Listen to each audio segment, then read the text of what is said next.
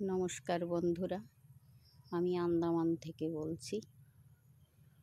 আন্দামানের ডিগলিপুর জেলা, গ্রামের নাম হলো দেশবন্ধু গ্রাম। আমি তোমাদের কিছু প্রাকৃতিক দৃশ্য দেখাচ্ছি। এই দেখো বন্ধুরা, এই একটা নদী। এই নদীটা হলো আন্দামানের সবথেকে বড় নদী। এর নাম কালপং নদী। এই নদীর উৎপত্তি আন্দামানের সবথেকে বড় পাহাড় স্যাডেল পিক থেকে।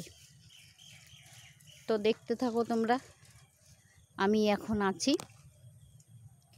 এই কালপং নদীর মাঝামাঝিতে। সেইখান থেকে আমি আগের দিকে যাচ্ছি আর তোমাদের দেখাচ্ছি। সামনে গেলে পরিষ্কার দেখতে পাবে। তো তোমরা যদি আমার চ্যানেলে নতুন হয়ে থাকো, সাবস্ক্রাইব করো প্লিজ, কমেন্ট, শেয়ার এবং লাইক করো। বন্ধুরা, তোমাদের কাছে আমার অনুরোধ, যদি তোমরা আমার পাশে থাকো তাহলে আমি আরও আগে যেতে পারবো।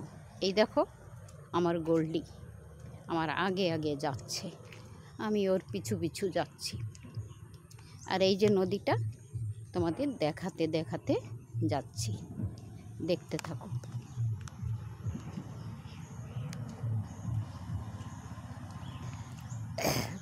এই নদীটা আগে অন্য রকম ছিল। সুনামির পর থেকে এই নদীতে তেমন জল থাকে না। জোয়ার ভাটা হয় কিন্তু জল বেশি হয় না। তো আজকে তো খুব বৃষ্টি হয়েছে, তাই নালার জল দেখো কত ঘোলা।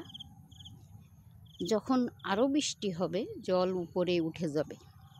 জল উপরে উঠে সারা জমি ডুবে যাবে, লোকের ঘর বাড়িও সব ডুবে যাবে। এখন এইখানে কিছুটা জঙ্গল, এর জন্য নদীটা দেখা যাচ্ছে না। আমি যাচ্ছি সামনের দিকে, সামনে গিয়ে তোমাদের আবার দেখাবো।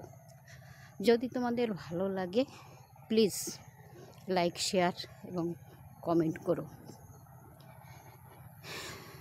দেখো, এইখানে একটা পাওয়ার টিলার বসে আছে। এই ভাই চাষের জন্য নিয়ে যাচ্ছিল, কিন্তু খারাপ হয়ে গেছে মনে হয়, সেই জন্য এইখানে বসে আছে। আর আমার গোল্ডি সামনে সামনে যাচ্ছে। চলো গোল্ডি, আগে চলো। কি হচ্ছে সাগর, খারাপ হয়ে গেছে নাকি? ওহো, আসো গোল্ডি, আসো আসো, আমি চলে যাচ্ছি কিন্তু। এই যে আসো, জলদি আসো গোল্ডি, আসো। এই দেখো বন্ধুরা, আবার নদীটা দেখা যাচ্ছে জঙ্গল পার হয়ে। এই যে আমি সামনের দিকে চলে আসছি। এখান থেকে দেখো কত জল হয়েছে, বৃষ্টির জন্য জল হয়েছে।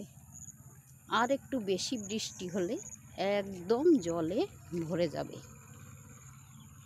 এই দেখো, দেখতে থাকছো নদীটা, দেখতে থাকো তোমরা। এখান থেকে দেখো, এই যে দেখা যাচ্ছে।